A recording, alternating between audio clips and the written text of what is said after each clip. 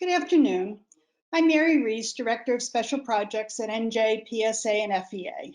For more than 16 years, I've had the pleasure to serve as NJ PSA's liaison with the ELL Supervisors Committee, a wonderful group of passionate and committed educators who care about our ELLs, their teachers, and their families.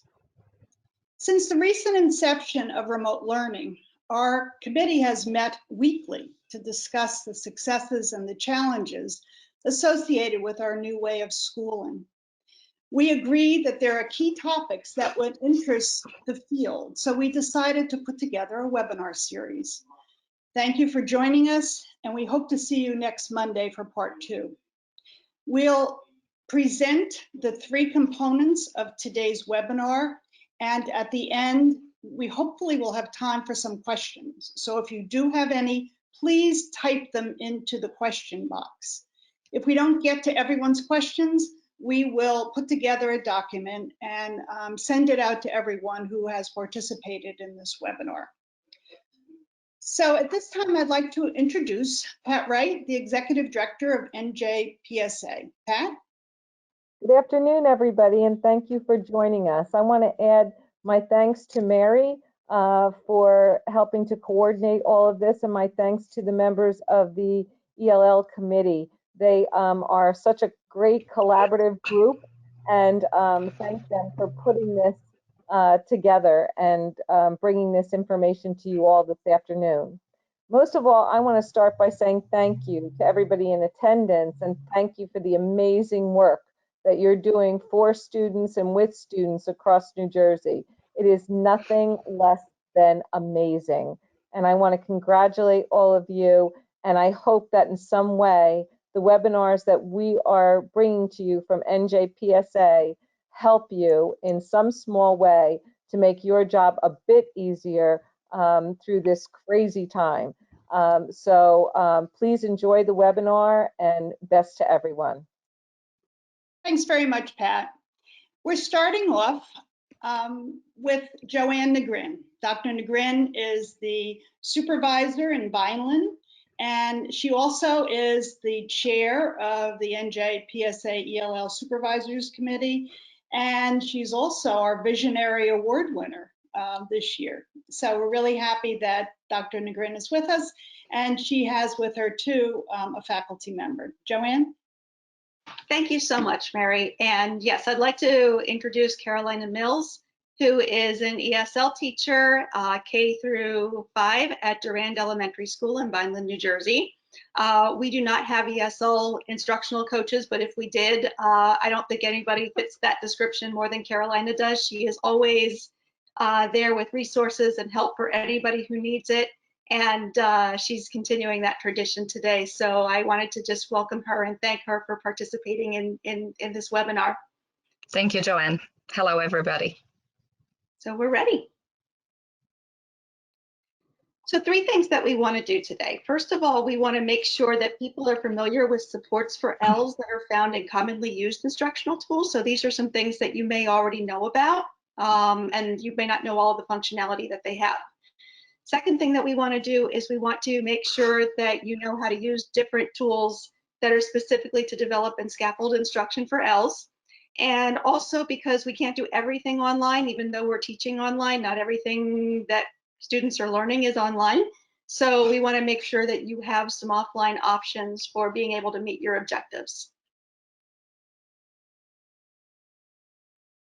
So there are a few things that we need to think about, specifically how much is too much when it comes to online learning. And we have to keep in mind that even when we're in school for the full day, there are breaks scheduled in. There are specials, there's time moving from class to class, there's lunch, there's trips to the bathroom, there's all sorts of things that we really don't have when it's just us and the computer. So there are some things that we need to take into consideration with that.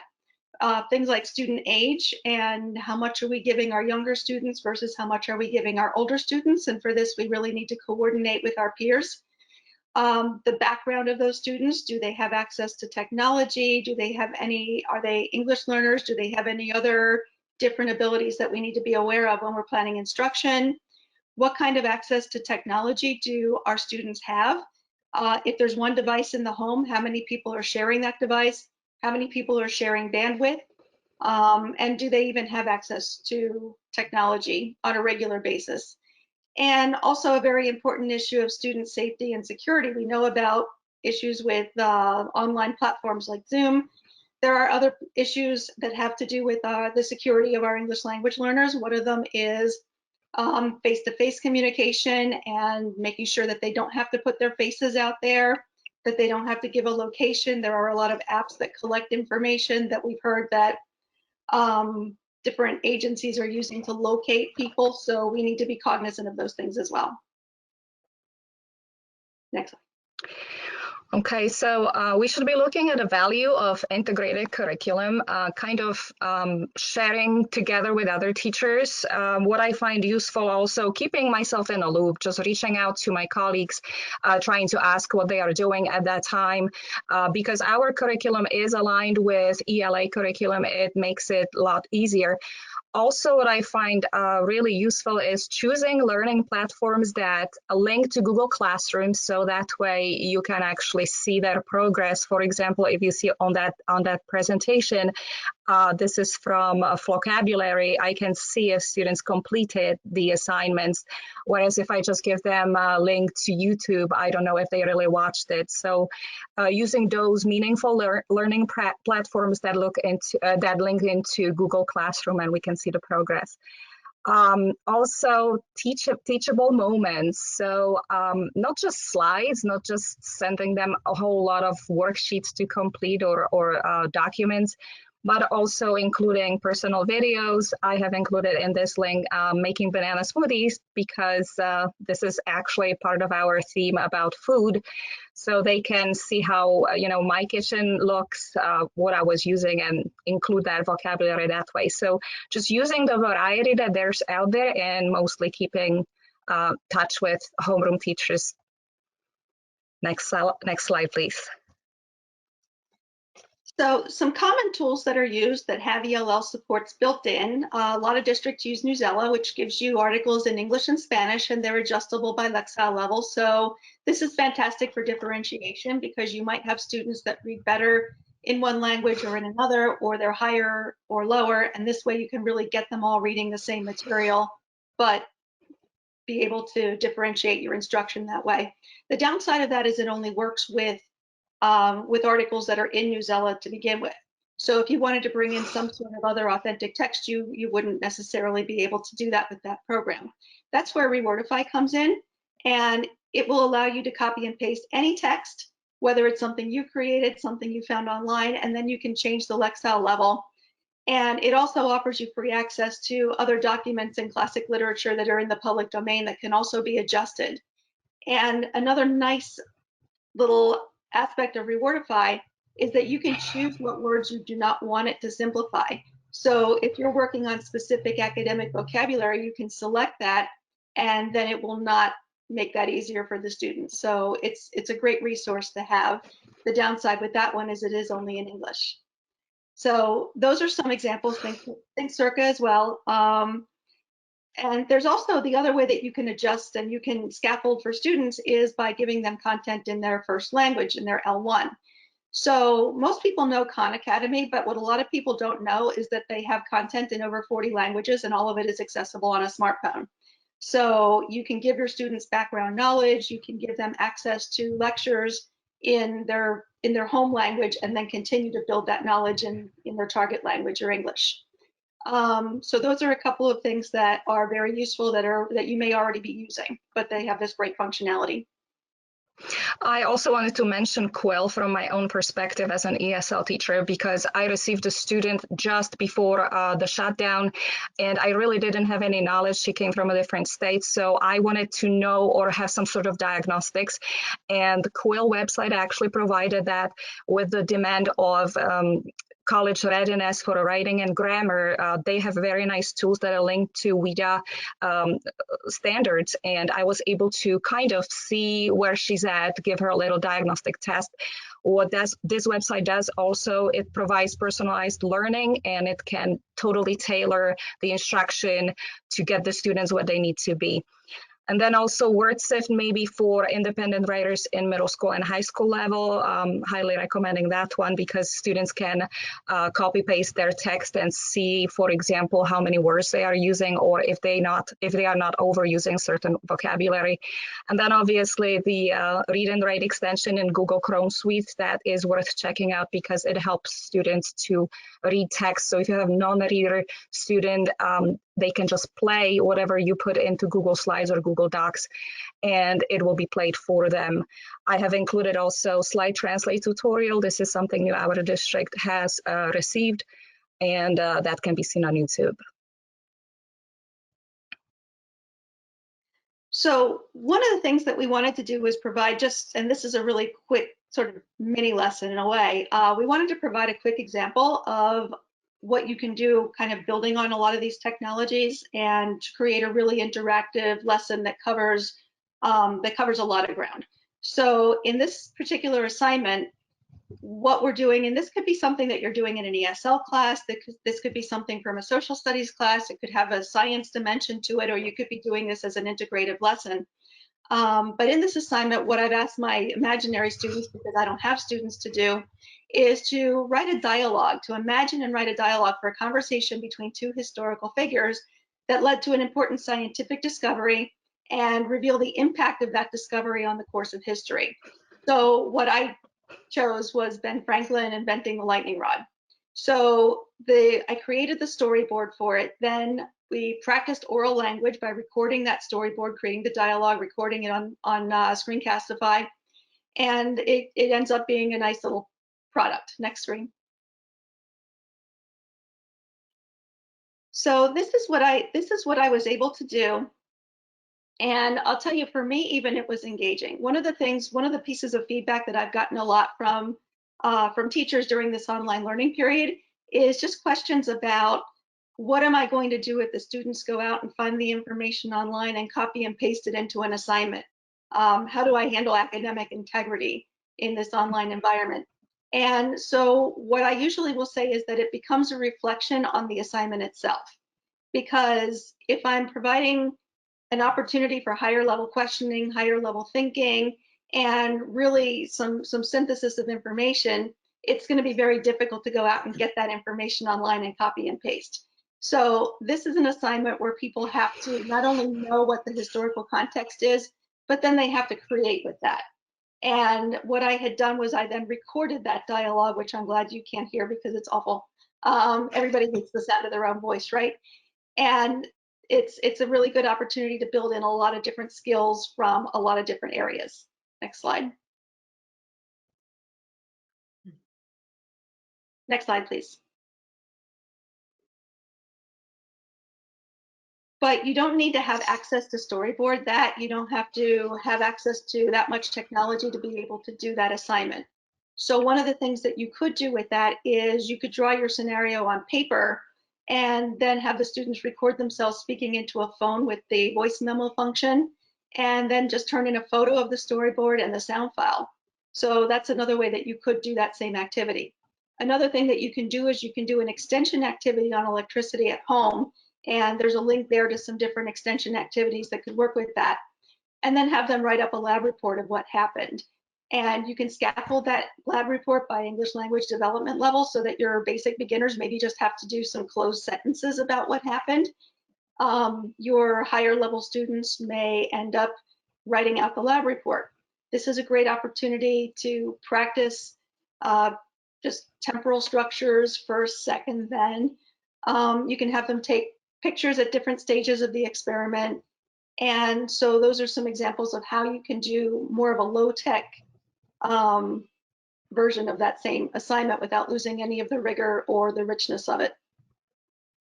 As Joanne mentioned before, I teach K through 5. So normally for grades 2nd and up, we do some things on Google, but for K and for first grade, it was a little challenging. I also found out that some students do not have options to print out their assignments. So it's all about how we adapt it. So I asked actually parents to just copy whatever there was for them to, for their children to do, and then take a picture so you can see in those 4 pictures how it was adapted. So the worksheet that was posted is the first one. All they had to do is basically practice spelling. Some of them were actually techie with the help of parents, and they figured out how to write into a PDF document on the second slide. But then I had students who just simply copied their assignments and send a picture to Dojo or to email. So it's all about the adaptation and making it feasible and possible for them to finish. Next slide. Next. And there are any number of ways that you can take your instruction offline as well. And I think this is important, especially for our younger kids, but it's also very important for students of all ages. And so one of those things is really talking about the family story or the home culture. And sometimes even with families of low literacy, they can have a very rich oral storytelling environment and storytelling culture.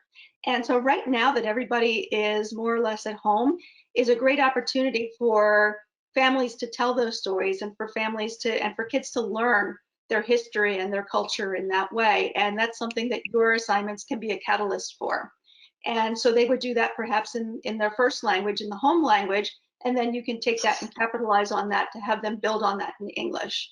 So that's one of the things that you can have them do. And then another thing is journaling. They can journal about natural phenomena. They can talk about their current experiences. We are right now, whether we like it or not, we're living through history. And so this is a really great opportunity for them to be able to document what they're experiencing and what they're feeling for the future. I also thought of actually writing actual letters. That was one of the themes or units that we were working on earlier prior to shutdown. So if you have a PO box, you can use that and ask them to send you a letter, or they can do it via email and just increase that writing process, or just taking a picture of doing something fun and writing a caption for younger students, obviously. Listening to weather reports, writing down the words they hear, reading together with someone at home, as simple as that.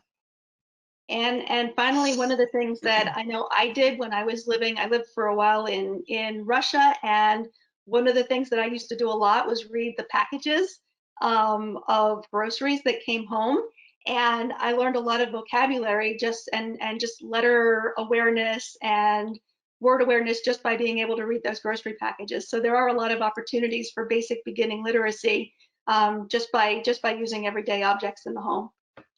I actually started Flipgrid, and one of my assignments is to create something and to describe what it is and just show and tell kind of thing.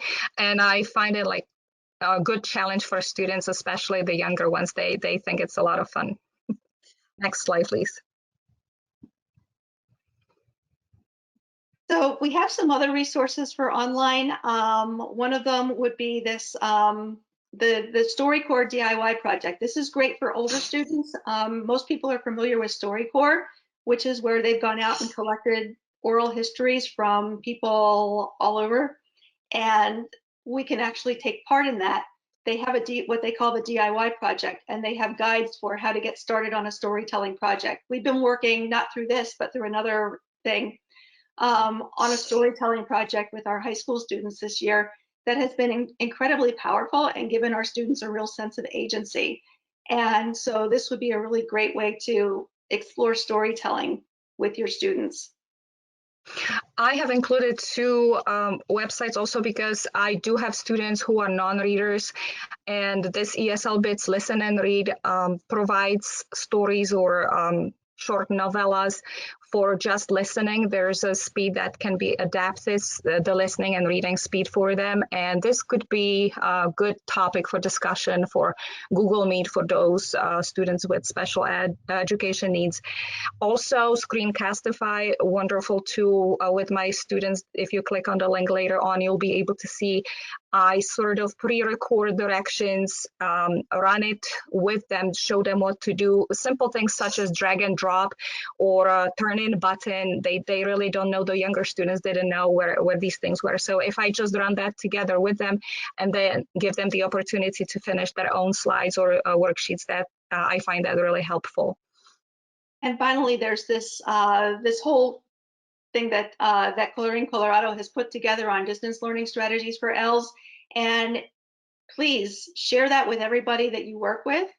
Bookmark it for yourself. There's a lot of great information there. Next slide. We also have a number of offline resources for you. One of them is ESL at Home, 8 weeks of lessons tech-free. The nice thing about this is that it has the instructions and the translations in a number of languages. So you can actually give this to your families and they can see in their home language what it is that they're supposed to do.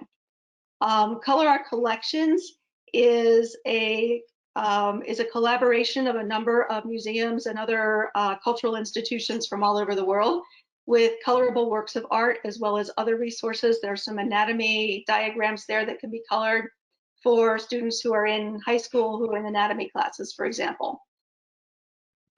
I have included one printable board game website that provides actually language-oriented games. They can be printed out and played together in a family. And there's this website called Mommy Poppins that provides a variety of resources on different subjects. So there are a lot of resources. We didn't want to overwhelm you, but these are some of my favorite that I've been using, and they are proven effective. And you'll be able to click all of these links and access those resources. Next slide. And just some general resources, and you may already be using some of these. I know that our teachers are all using either ClassTag or ClassDojo. One of the nice things about that is it'll translate your message. You write out a text message through those apps. You don't have to give your phone number out. And it will in turn translate your text message to whatever language the parent needs. So it's very useful in that way. And then we also have some other general things here for Writers Workshop, distance learning tips for ELLs, and structures for virtual schooling. Okay, I have mentioned I have included the free online learning resources. They are categorized. It's pretty much pick and choose for all student population. And thank you very much for sharing this with us today. And we're very happy we hopefully can provide you with some guidance and some assistance. None of us are experts in this. We're all learning as we go. So thank you for spending some time with us this afternoon. And right now, I would like to pass it over to Dr. Laura Arredondo.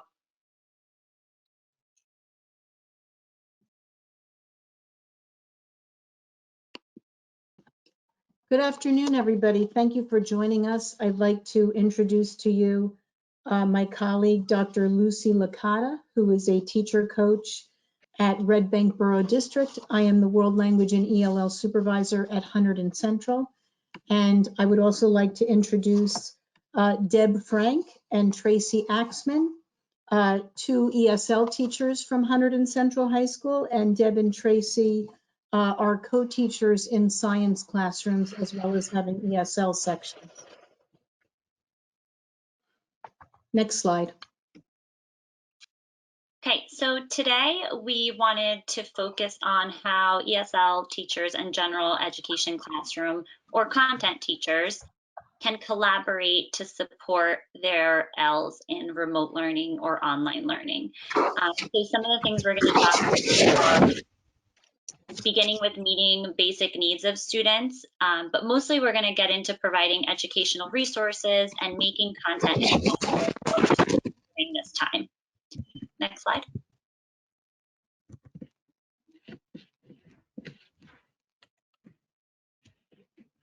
Okay. So we wanted to start with providing basic resources for students, anywhere from internet access to meals and anything families might need right now.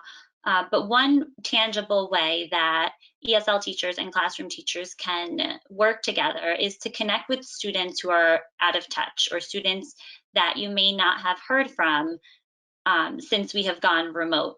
And so it's important for teachers to connect together to follow up with families. This could mean scheduling some virtual office hours where ESL teachers support classroom teachers in having some face-to-face meetings with their ELLs to answer any questions that they might have as to what difficulties they might be having connecting.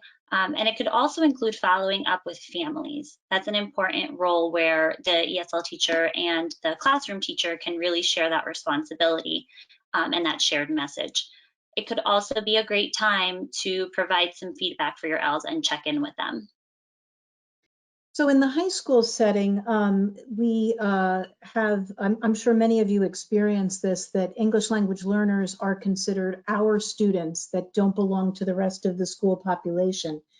And I think we've been working very hard in our district to make sure the entire school community understands that English language learners are everybody's students. And in order to, in this case, help them stay connected, you need the efforts of the entire district and all the resources. So in our case, we had the assistance of vice principals as well as IT, who really went out and made sure that every student had a jetpack. And I was also able to reassign a para from some class duties and give him the specific role of following up on students who were missing in action. Of course, you know, this takes resources, and I really appreciate that we have them, but this is really an important time for everybody to understand that these students are everybody's responsibility. Also, support for colleagues in PLCs to talk about missing students is really important, but Tracy is going to mention that later. Next slide, please. So prior to remote learning or online learning, your ESL supports may have looked different based on your school setting or your district. You might have been pushing in, you might have been having some pull-out supports as well. Something to keep in mind is that during these times, during remote learning, it's an opportunity for us as ESL teachers and classroom teachers to develop more co-teaching roles and merge the support that we're providing our students and not thinking about ESL as a separate additional support, but integrated into the content that they are already being asked to do on a daily basis at home. And so a big part of this, which we'll get into a little bit later in the presentation, we'll talk a lot about teacher collaboration and how that collaboration can look now that we're not face-to-face. And in addition, we'll also get into some best practices, remembering that although we're not in our classrooms and we're not seeing our students face-to-face, it is important to transfer those best practices that we were doing in the classroom, which may have included sheltered instruction and all of those strategies to support our English language learners, how we're transferring those over to our remote learning platforms. So in the high school setting, in addition to ESL sections, we have content area ELL sections, and this is where I said we're very fortunate to have the resources. But it's doubly important where we have sections of content area teachers working with ESL co-teachers or with paras, that these two professionals communicate and work together. Next slide, please.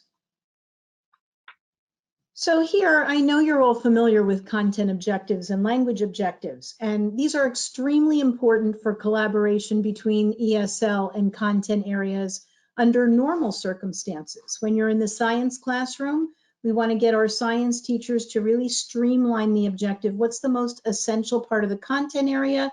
And equally as important is, what is your language objective? What content-based academic language and which can-do language function will the students be learning in the lesson? In these circumstances, Deb Frank was going to mention something. Well, I think it's important to anticipate for more differentiation than normal. It's important to know your students, their educational background, what classes they're in. For example, in the science class I co-teach, Earth and Environmental, we have level 1s through 3. We have students that are in geometry. We have students that are in pre-algebra. So in planning lessons and having your objectives, you need to be ready for that and be accommodating and this is where a lot of the online tools we've been looking at are really helpful. And Deb, you also mentioned to me that in addition to when you're normally in the class, differentiation looks a little bit different because you can see the students working right in front of you. But in Right. this circumstance, you just have to anticipate a little bit more. Exactly, and that's where knowing your students is really important. Okay. And also, just to review, we know how important it is to review our content and language objectives with students when we are in our in-classroom lessons. And so just to reiterate how important it is, whether you are having a synchronous or asynchronous meeting or you've recorded a lesson, how important it is to spend some time going over those content and language objectives so that students have a clear expectation of what they will be learning and also a clear understanding of what they are expected to produce, specifically targeted at those language domains, as Laura mentioned, in reading, writing, listening, and speaking. Next slide. So, you know, the scaffolds and supports for students still exist, and we've listed some links here for your reference. We're not going to get into these, and Dr. Negreen and Carolina Mills did an excellent job of talking about some specific supports. You know, you would collaborate with your content area teacher and talk about how you will use these in remote learning. And our two ESL teachers here will talk a little bit about that further. Next slide, please. So some ways that ESL and Gen Ed teachers can collaborate, and mostly our ESL specialists can support our classroom teachers, is by ensuring that we maintain these best practices that we implemented in our classrooms and that these are transferring over to our remote learning, whether that be in our Google Classrooms or in paper packets that we're sending home, whichever way we're accessing our students, we want to make sure that we have these best practices present.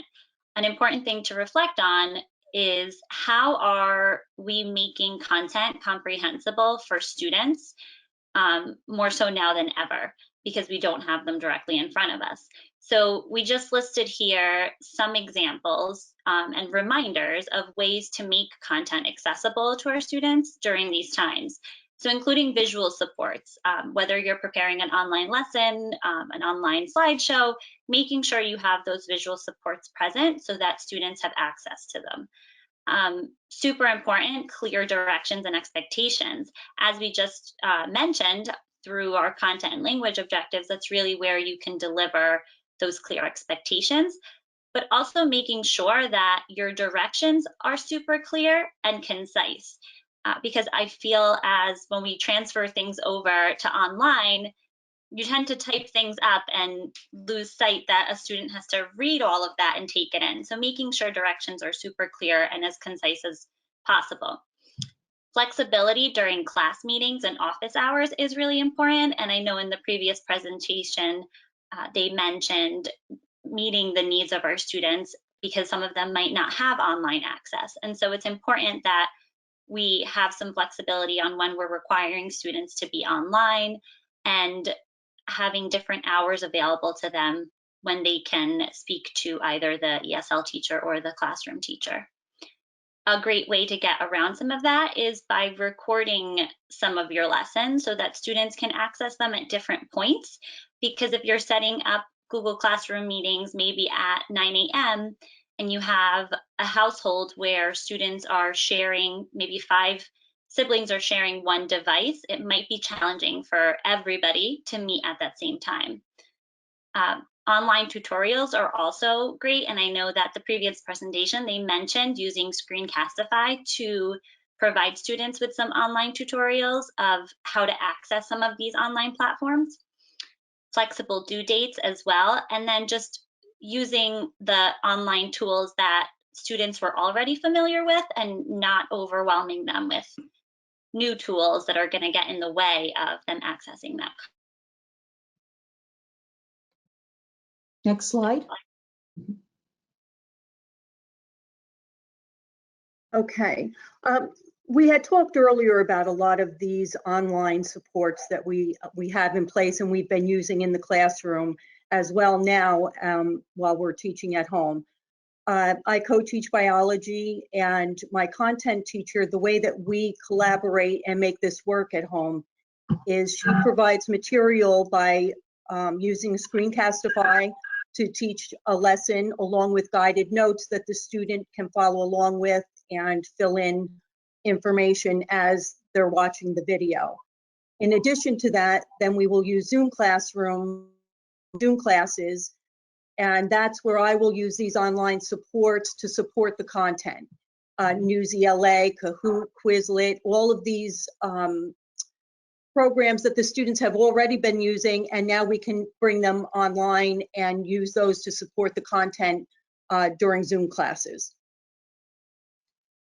And I teach Earth and Environmental, as I mentioned before, so it's very similar. We start our classes on Zoom with vocabulary reinforcement, depending on the content objective of the day. And we're finding Benchmark being very helpful now with all the books, and they're leveled. I find that to be excellent. We're using Edpuzzle quite a bit as well. Within Edpuzzle, there is the Khan Academy, which is very good. There's the YouTube, and then of course the Edpuzzles that you make yourself. The students really are enjoying this. Something that's not there that most of you probably already know about is ReadWorks. It's a great resource for all content teachers. And you know, they have the article a day if you want to focus on a topic, just to keep literacy levels flowing a little bit every day. And they're leveled reading as well, and with, you know, they work well with Google Classroom, so you can assign a similar, you know, the same topic really, but with different Lexile levels to different students. And also, iCivics I wanted to mention for history teachers out there. It's a great resource for helping in any US 1 or US 2 class. They're really doing a great job with coming with even new online resources. And that's it. Next slide.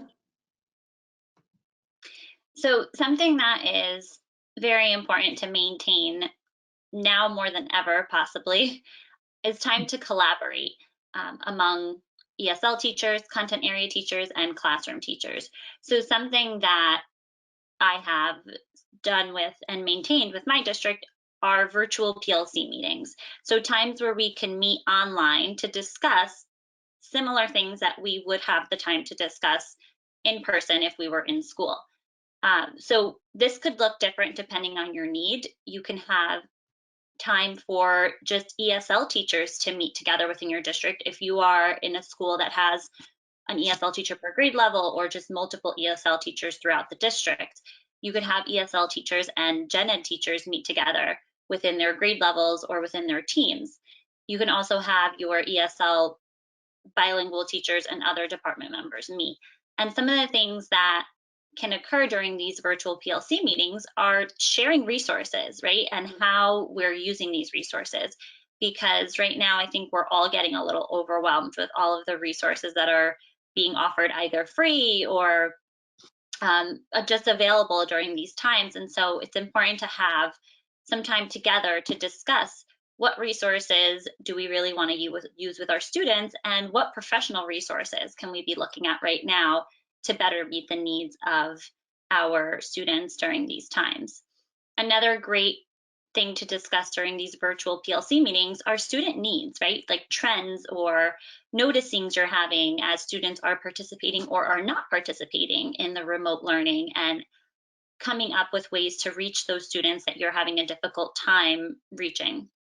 And then just sharing challenges and successes, right? Because we're all probably very overwhelmed during these times, and we're learning as we go. And so more than ever, it's an important time to take some time together with our colleagues and share things that are going really well in this new platform and this new teaching age, and some challenges that you might still be having and how you can tackle them. So in my district, I mean, we're fortunate. I know few of us have control over school schedules for this closure period, but we have been fortunate that we're operating on, excuse me, a delayed opening schedule, which gives teachers an additional 90 minutes of time in the morning to get together and collaborate during PLC time. So right in the beginning, in my department, we acknowledged that we were going to need more collaborative time than necessary. So in addition to a weekly department meeting, we have set up the structure of having 2 additional PLC times. And of course, those are voluntary. I mean, but you know, frankly, in addition to sharing strategies, it's just helpful for me to see the faces of my colleagues. I mean, it's very important for us not to become shut-ins also, and to understand that as human beings, we also need that socialization. And Tracy's going to talk a little specifically about how PLCs have functioned with our ELL community. Okay, we are very lucky that our team is flexible, and we meet twice a week in our PLC, ESL and bilingual teachers, as well as our paraprofessionals. And I can't say enough about how helpful our paras have been to support us in reaching out to our students that maybe have not been checking in as much as we would like them to.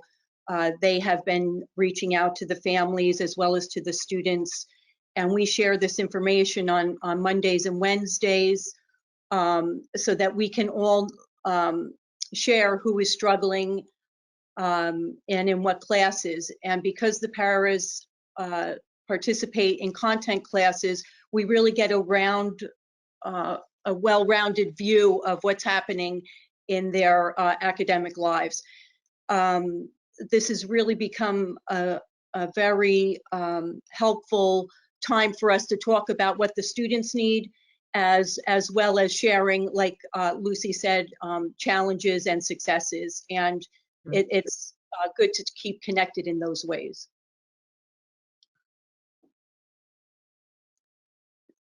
Next slide. And we just wanted to leave you with this quote because we strongly believe that now more than ever, we really need to lean on each other and find time to collaborate and build off of each other's expertise and work together to help our students. So we just wanted to leave you with this quote: the most valuable resource that all teachers have is each other. Without collaboration, our growth is limited to our own perspectives. Next slide. We just wanted to say thank you, and we included some of our contact information if you have additional questions. Thank you so much for spending this time with us. We hope you took something out of it that you could bring back to your districts and schools. And at this time, we want to turn it over to Joanne and Carolina again. Hi, everybody. Thank you for, hello again, I guess I should say, and thank you for hanging around with us. And so one of the things that I wanted to just really reiterate is the fact that none of us are experts at what we're doing right now. This is all brand new, and we're trying to navigate it as best we can. And nothing exemplifies that more. I've been trying to multitask during Dr. Arredondo and her team's presentation in trying to answer some of the questions that that you were putting up there. And one thing is that for some people, I did ask for some more specifics because there might have been things that were really crystal clear at the moment we were speaking about them. And then when I went back to answer them after that, I wasn't really sure what it referred to. So if I asked you another question, it's really just to clarify what it was that you wanted to know. And another thing that just kind of exemplifies how we're all in this together is I did get one really great comment from someone talking about Newsela, and that Newsela actually is available in a couple of other languages. And we have the luxury in our district where probably over 95% of our ELLs are Spanish speaking. So that wasn't something I was really aware of. So thank you for that. And that is, you know, that's why we work in teams. Nobody's got all the information, but I thought that's important for everybody to be aware of. So, so thank you to the person who added that in. So I wanted to just sort of, we're going to do something a little bit different now, but I think very, very important from what I've seen. And one of the nice things as a supervisor is that I do get to really have that good communication with my staff, And also with being a part of the NJPSA ELL committee, as I get to hear what's going on in all the different areas around the state. And one of the things that has been a recurring issue has been sort of self-time and self-care. And so we thought that we'd be remiss if we didn't take some time to address that. And this has been a process of self-discovery, as you'll hear, for Carolina and for me, in trying to figure out what works for us in the situation. Next slide. So this is, and anybody who works in my district has heard me say this a million times, that there's a reason why when you're on an airplane and they do that safety instructions, little shtick that they do at the beginning, is they tell you to put your oxygen mask on first before you put it on anybody else.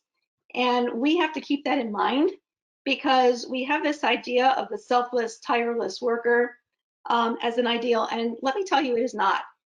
You really need to be able to, if you're depleted, if you're stressed, if there's nothing left of you, you're not really going to be effective in the same way that you would if you're rested and refreshed and curious about what you're doing. So you really need to keep that in mind. Next slide.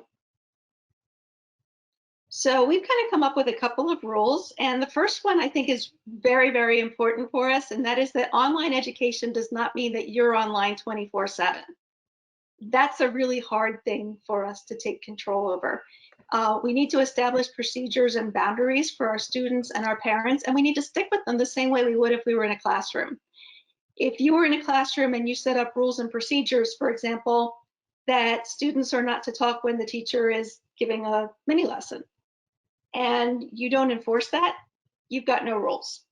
And the same thing happens online, where if you're telling people I'm available until X time, but in reality, if they log on at 10 o'clock at night and say, I have a question, I don't understand something, and you're right there to help them for 20 minutes, pretty soon the expectation is that that's expected of you. So I encourage people, and I spend a lot of time right now telling people, as their boss, saying, get offline, shut the computer, back away, you're finished. Because otherwise, people will go and go and go until they've got nothing left to give. And we don't want anybody doing that.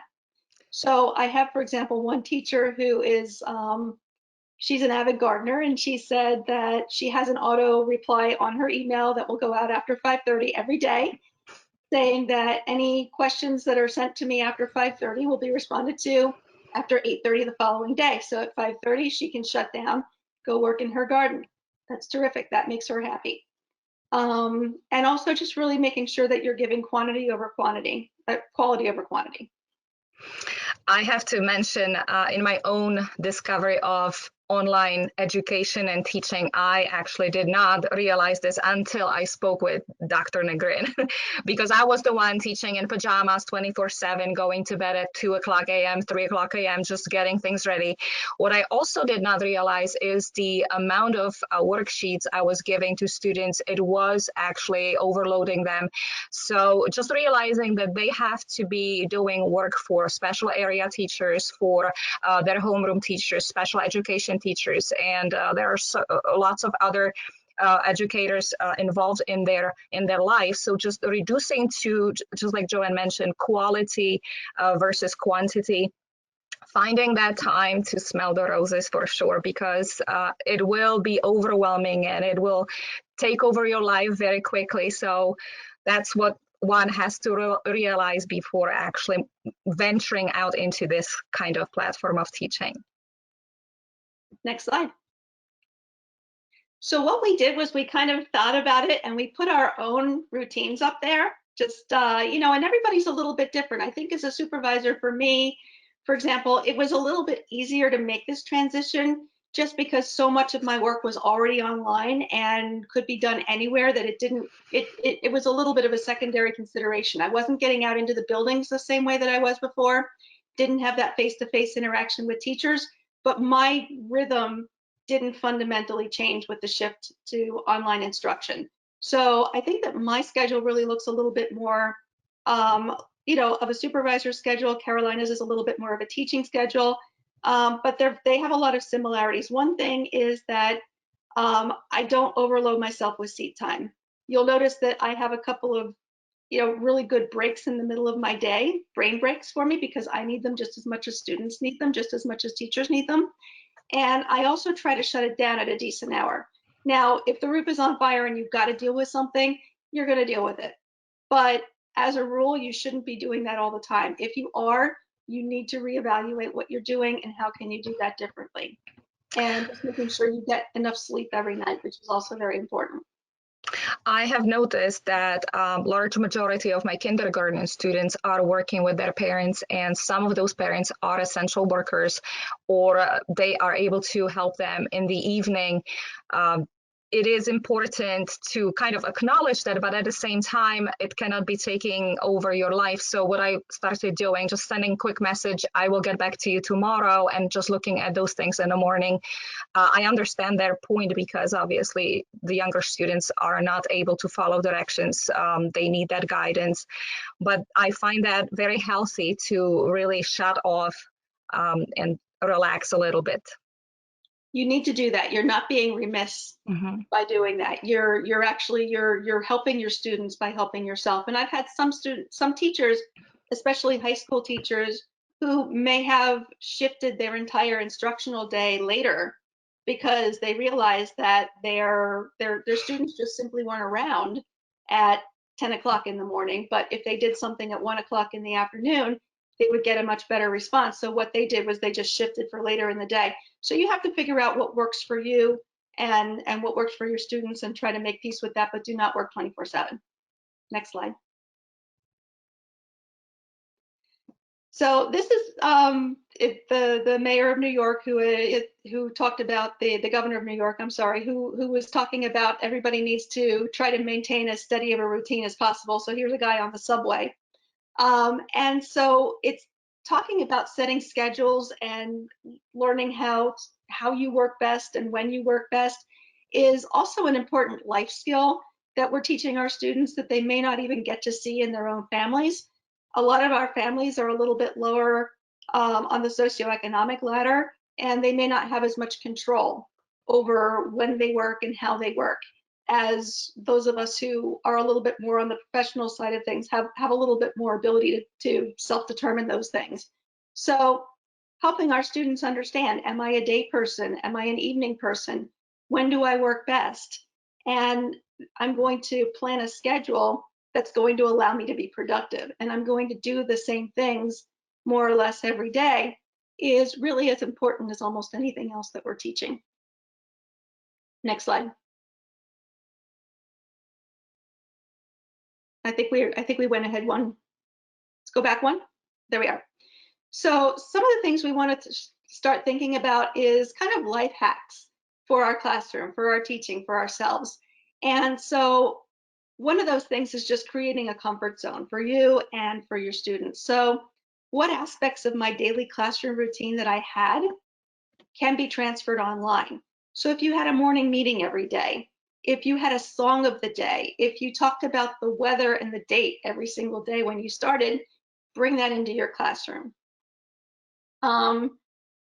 Also what I've seen, and I'm starting to see an evolution in this, is that the first few weeks of online learning, we had teachers who, if they had 6 different levels of ESL, they were preparing 6 completely independent lessons. And so thinking about how I can use those same primary materials in different ways. So if I have a YouTube video, maybe I'm going to use the same primary source, that same YouTube video, for different levels, but I'm going to have a different assignment. I'm going to scaffold my questions. I'm going to do something different with that video for my level 2s than I am for my level 4s, or for my first graders versus for my third graders. And that's a really good way to still provide really thorough teaching, but at the same time, try to save yourself a little bit of time and energy. If you have subject matter that's cognitively or emotionally heavy, are there fun things that I can bring in? So for example, I have a high school teacher in ESL 3, ESL 4. She's teaching of mice and men, which does have some heavy stuff in it. So what she's done is she's found some kid president videos, and so she's posted them to her classroom. The students are watching Kid President, and they're drawing some comparisons to what they're doing in the text, what they're doing in the class. And it's a really nice way of sort of triangulating different sources, but in a way that's not overly heavy. Carolina. I have to mention about the YouTube. My son was laughing at me the other day because we would say to kids, what do you want to become? And they would say, I want to be YouTuber. And I would say, that's not a real job. And here we go, we are YouTubers. So using these resources now seem to be very essential. But what I also wanted to mention is the organization of the work, especially for the lower grades. I have created kind of like a spreadsheet with hyperlinks where parents can just click and it'll take them directly to that assignment that's missing. They can see it's highlighted and color coded. They can see what's missing. They can just finish that, because I realize that they are not able to navigate themselves. Google Classroom seems to be sometimes a little unfriendly when it comes to looking for the assignment. So just organizing our work might be worthwhile. And bookmarking, obviously, I have tons of bookmarks on my browser now. I don't know if we have a next slide for that. Oh, there was one, but yes. Can we go to the next slide just to check? Okay, so maybe it's not in there. Yeah. Could we go back? Mm-hmm. Okay, so we'll make sure that that gets added in, because Carolina is, among her many talents, she is the queen of the spreadsheet. And so I've never seen anybody do more beautiful, organized, color-coded hyperlinked spreadsheets than what she can do. So I do want to make sure that you get that, and you can see it and use that as a model.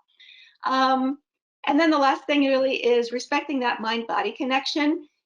You've got to keep yourself moving. That's another reason not to spend 24 hours online, is that if you're going to be mentally healthy and emotionally healthy, you have to move.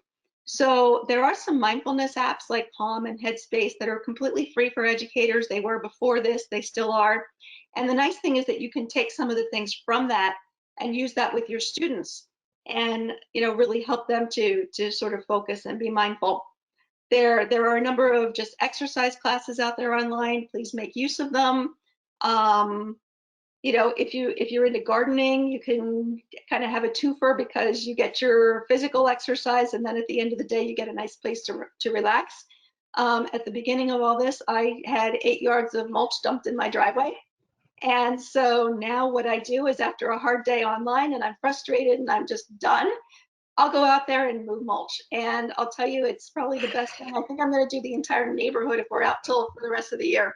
So that's another really important thing for you to have, is that balance in your life. And you also need to acknowledge there's a lot going on. This is not normal cyber school. This is not the online learning that people sign up for normally. We've got a constant current of people getting sick, people dying. We may know some of those people. There's an elevated stress level. Just trying to get groceries and the things that you need is a stressful event. So we need to sit with that. We need to acknowledge that, and that's part of our normal. I saw a meme the other day that was talking about, there are days when I'm reorganizing all my closets and cleaning the baseboards with a Q-tip and whatnot, and there are other days when I'm watching the squirrels. So you need to accept the fact that you're human, and that you're going to have up days and down days, and your kids are, and your families are, and that's just part of this whole process. Online interaction and online work, anybody who's ever taken an online class outside of this situation knows that they're no joke, right? It's very hard if you're teaching or you're taking an online class. It's really, really difficult, and we need to acknowledge that as well. And social emotional learning is for everybody. It's not just for kids. I wanted to also say that you can plan the perfect lesson, and whether it's live or whether it's online, it can go down the drain in seconds. But important is to remember that there's next day, and you can try again, and not to get discouraged, and things will go better. Yes, they will. Next slide. So I gave some just basic resources here. There's a nice article about social emotional learning for teachers. The same resource that I gave in the previous presentation about distance learning strategies for ELLs.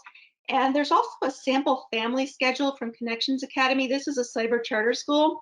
It's for when people are teaching and learning in normal times. I think it's a little ambitious for right now. If you wanted to use that as an example, I would stick to the lower end of the time allocations that they give. And now back to Dr. Reese. I'd like to thank everyone, our presenters, for sharing all of your experience, your resources, your tremendous knowledge with our audience. And your thoughtful ideas will support the work that so many of us are accomplishing with our ELLs. I also want to thank Ellen Sparrow and Rob Burek for helping us with the technical aspects of this webinar. And as I mentioned earlier, we will have a brief survey. Please answer the questions. And I know we didn't have the chance to respond to all of your questions. If you still have some lingering ones, please add them as part of the survey, and we'll ask our presenters to provide responses. And I also want you to know that you will be receiving a copy of this particular webinar along with all the slides and the resources associated with it. I would say within the next day or two. And please remember that we have number 2 next Monday, same time, at which point we'll be talking about assessing ELLs progress, supporting families of ELLs with online learning and other issues, and incorporating SEL and culturally responsive instruction in virtual lessons. I thank you all very much for joining us. Once again, thanks to everyone who presented. And here's the list of the email addresses for the various presenters. Once again, this will be included in what's sent to you. Thank you very much. Appreciate it, your time, and I'm happy you joined us.